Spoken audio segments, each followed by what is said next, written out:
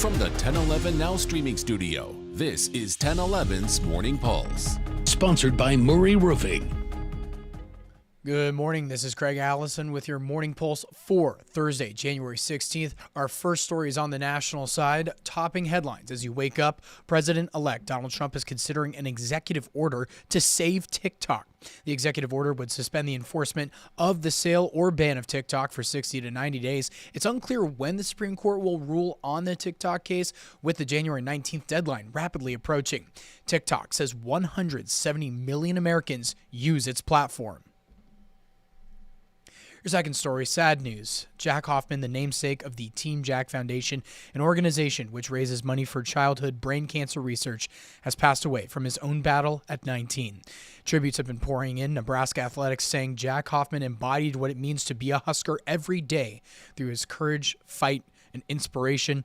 And Governor Jim Pillen released a statement saying, quote, in part, Jack inspired millions and won the hearts of people around the world.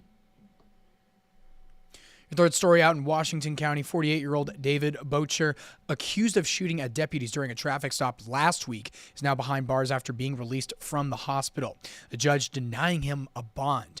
Bocher was booked on 8 separate charges ranging from use of a firearm to commit a felony and attempted second-degree assault. Authorities later confirmed a 1-year-old child was in the SUV during the shooting. All 3 deputies involved in the shootout have been placed on administrative leave, and NSP is handling the investigation as part of protocol.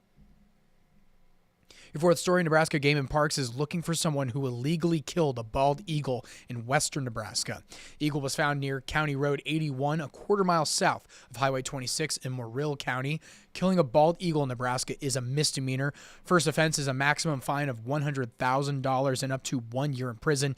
If you have any information, contact Nebraska Wildlife Crime Stoppers. Wrapping things up with your final story, Southeast Community College is moving ahead on what it's calling workforce skill gaps, opening the Sandhills Global Technology Center with a ribbon-cutting ceremony yesterday afternoon. Located on the 84th and O Street campus, the new facility is the latest addition to SCC's efforts to lead in workforce training and development. Built with input from industry partners, faculty, and students, officials say the goal is to house and expand existing programs in biotechnology, design and drafting, electronic systems, and computer information technology. That is your Morning Pulse for this Thursday morning, and we'll wrap things up with a look at your 7-day forecast.